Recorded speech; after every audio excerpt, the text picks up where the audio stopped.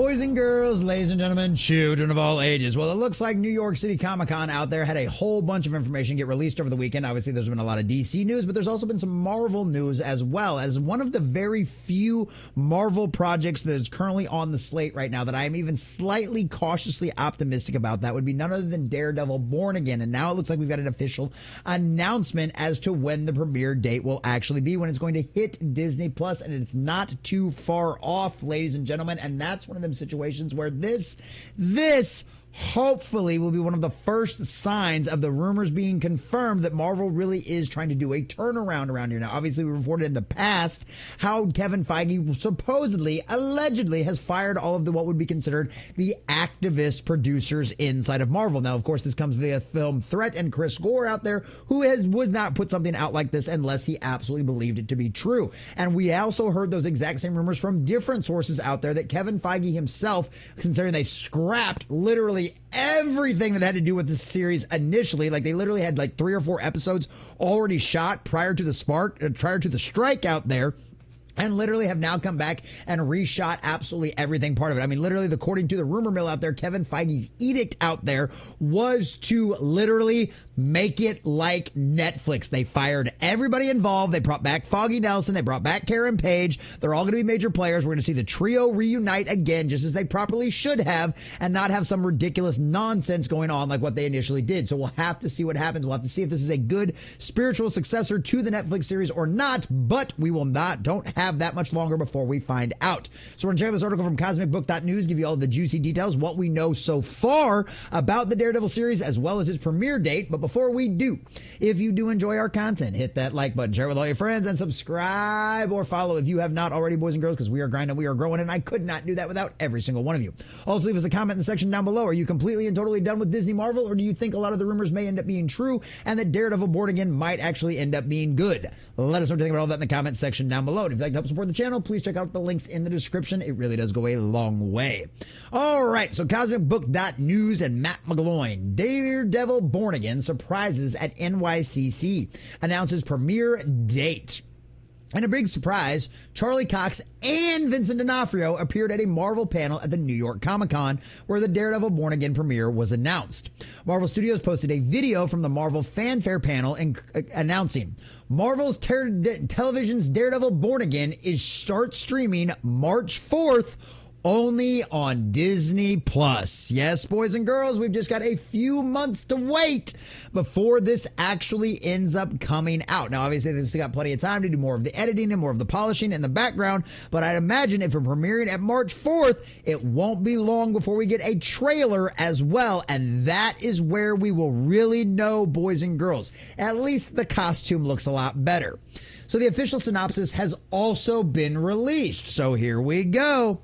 In Marvel Television's Daredevil Born Again, Matt Murdock, a blind lawyer with heightened abilities, is fighting for justice through his bustling law firm, while former mob boss Wilson Fisk pursues his own political endeavors in New York. When their past identities begin to emerge, both men find themselves on an inevitable collision course. So obviously this makes it to where it's obviously Daredevil. Kingpin is going to be the big bad for the series out there, which really isn't all that surprising. It's kind of been what it's been in the past, and obviously Kingpin is a huge reoccurring character for Daredevil as well as Spider-Man and several other people out there. So Kingpin makes sense. And obviously Vincent D'Onofrio is just chef's kiss as Kingpin out there. And I really do hope we get another scene where we get to see Kingpin and his violent nature come out like what we did in the original Netflix series out there with him bashing the dude's head. It was absolutely insane. It was absolutely crazy. It was absolutely intense. And I really hope if Kevin Feige's edict really was make it like Netflix, or we're just going to get just as much as a violent and rough romp, street level badassery kicking out there as what we did in the Netflix series. We'll see what happens. I'm cautiously optimistic, like I said. The cast includes Charlie Cox, Vincent D'Onofrio, Marguerite LeVay, Deborah Ann Wool, which is once again, Eldon Henderson, Zabri Garava, Nikki James, a whole bunch of other people, yada, yada, yada. Either way, let's look at some of these pictures. Let's see what some of these pictures. So this is what happened down here. Hello, everyone, says D'Onofrio, waving to the crowd, who added, we've done a hell of a show. Marvel Comics writer Charles Soule, who was with Marvel Comics, announced on the new Daredevil Cold Day in Hell #1 comic, also seemingly confirmed the Mayor Fisk rumors when he teased campaign stickers, if those might be needed for something. Oh, that's right, because as we all believe, Kingpin is going to be running for mayor out there, boys and girls. So the Daredevil Born Again suits are also on display at the Marvel booth, including Charlie Cox's Man Without Fear suit and Vincent D'Onofrio's Wilson Fisk suit. Marvel also has artwork showcasing the characters as well as the comics, the MCU, and the TV. And as you can see over here, them surprising all of the fans out there backstage. And then, of course, like we said here, we've got the gorgeous Deborah Ann Warhol bringing back her character of Karen Page. And, of course, Foggy Nelson is back as well. And with the initial drafts of this television series out there completely and totally writing Foggy off and literally killing him off screen. Talk about some disrespect for Foggy. And look at that.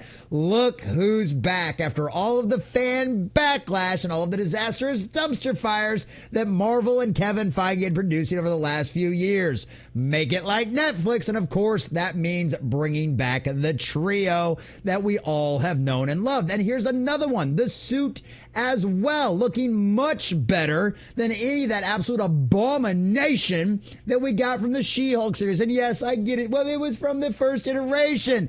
Yes, it's the one that nobody liked, and the ugly yellow mustard, and of course was initially changed not too long after the series was launched. And of course, the iconic red suit is what all the fans know and love. I did hear one comment out there on the internet, they'd love to see the double D on the chest, the Daredevil, which of course makes sense, but we'll see if that ends up happening or not. But needless to say, this is what we've got right now, boys and girls. We've got some up-close pictures here from the costume, of course, of Wilson Fisk's bulletproof suit out there, as well as some more comic stuff. So as of right now, we have our premiere date, boys and girls. We've got this coming here very shortly in Dear Sweet. Just March 4th is when this will end up premiering. And like I said, I am cautiously optimistic about this series. I really hope the rumors are true and that Kevin Feige told them, yes, indeed, make it like Netflix. And the real question is, even if that's their intention behind it, can they pull it off? I don't know, but we are certainly going to find out. The Man Without Fear deserves to be respected, and his fans deserve to be respected and get a good quality representation of the character,